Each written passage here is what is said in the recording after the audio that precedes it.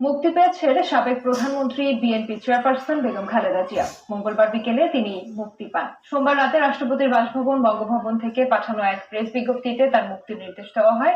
এর আগে বেগম খালেদা জিয়াকে মুক্তি দিয়ে বিদেশে তার সুচিকিৎসার ব্যবস্থা করা হবে বলে জানিয়েছিলেন সেনাপ্রধান জেনারেল ওয়াকারুজ্জামান।